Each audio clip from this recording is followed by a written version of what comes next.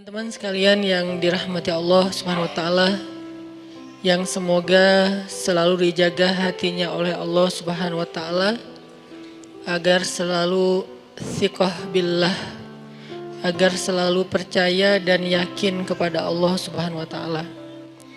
Karena kelemahan kita itu berawal saat kita mulai meragukan Allah. Dalam segala dinamika hidup, kita selalu butuh Allah. Kita butuh Allah ketika Allah kasih kita ujian. Bahkan tetap kita butuh Allah ketika Allah kasih kita nikmat. Kalau kita butuh Allah saat diuji, agar kesabaran kita terjaga. Karena orang yang tidak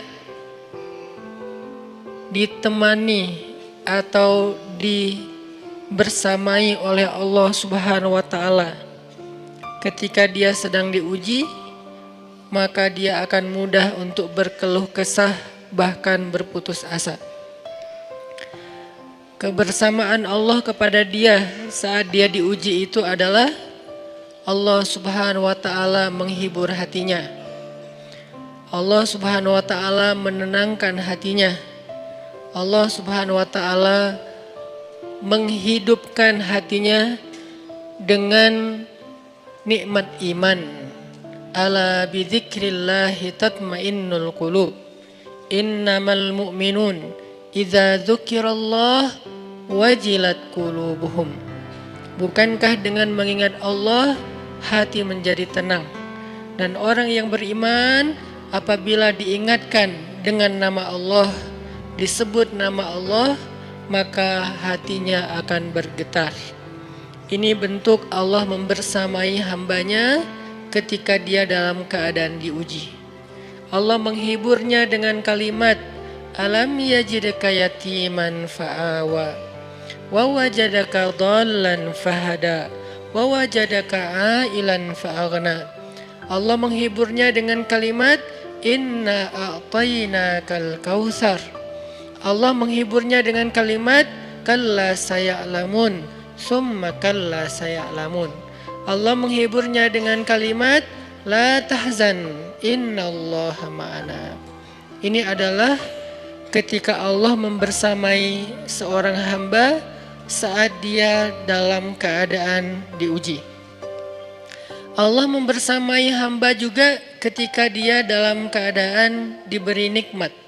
Karena tanpa itu, maka seseorang akan jatuh justru kepada dosa-dosa karena dia mendapatkan banyak kenikmatan hidup.